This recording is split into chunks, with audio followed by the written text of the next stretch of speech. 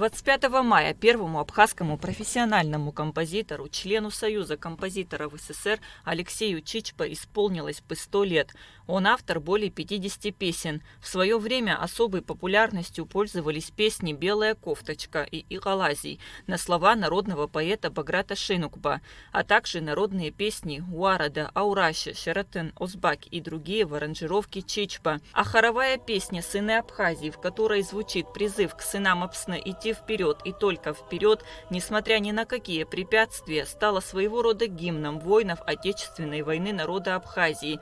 Перед началом мероприятия в здании училища был открыт бюст абхазского композитора Алексея Чичпа, автор бюста молодой абхазский скульптор Тимур Ахуба. Хочется сказать, что в период, когда он был директором училища с 1964 по 1972 год, это был период расцвета культурной жизни, не только музыкальной, но и всей культуры Абхазии, и театры, и хореографии. Благодаря деятельности Алексея Чичпа в нашей стране есть целый пласт музыкальной культуры, представители этой музыкальной культуры, которые прославили нашу страну, которые внесли огромный вклад в развитие классической музыки. Эти композиторы, и Алексей Чичпа в том числе, развили жанр симфонического искусства, кантатно-ораториального жанра, песенного, хорового.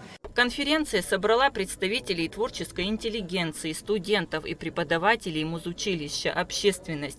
Каждый из присутствующих отмечал важность наследия Алексея Чичпа для будущих поколений. Мероприятие посетила заместитель министра культуры Динара Смыр. Культура министра Рахзела и Тахча забзурала, схарджирала, ари абака авто. И табуб хаяс ферстахуб, асахя тухуя скульптор Тимур Ахуба.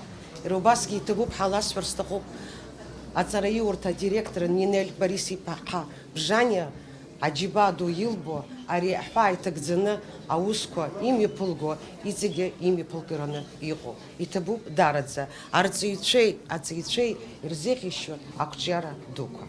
Конференция включила в себя серию докладов о жизненном пути и творческом наследии Алексея Чичпа. Выступающие подробно анализировали вклад композитора в развитие абхазской музыкальной культуры, подчеркивая его новаторский подход и глубокую связь с национальными традициями. Особое внимание было уделено его произведениям, ставшим классикой абхазской музыки и получившим признание далеко за пределами республики. В мероприятии приняли участие семья и близкие родственники выдающегося деятеля. От имени семьи Алексея Чандровича Чичпа, от его братьев, мы хотим вам сказать огромное спасибо за то, что вы вспомнили его в его столетие, организовали этот юбилей, вложили немало труда и своего времени, чтобы люди знали, чем он занимался, какую гражданскую позицию он занимал, какая у него была любовь к своему народу и родине.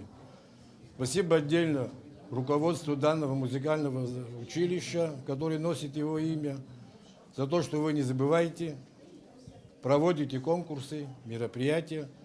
Мы желаем, чтобы эти конкурсы стали в далеком будущем международными. Алексей Чичпа заложил основы абхазской профессиональной музыки, создав государственный симфонический оркестр, хоровую капеллу, ансамбли народной песни и танца.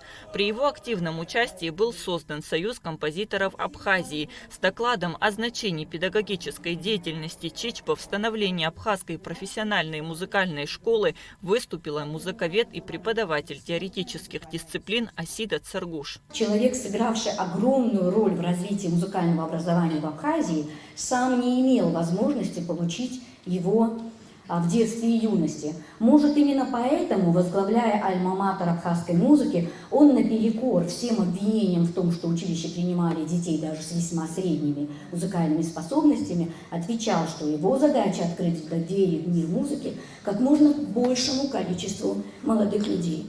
Творчество Алексея Чичпа оказало огромное влияние на формирование абхазской композиторской школы и вдохновило целые поколения музыкантов. Его музыка, пронизанная любовью к родной земле и народу, продолжает звучать и находить отклик в сердцах слушателей. Кундашова, Алексей Агухава, Абхазское телевидение.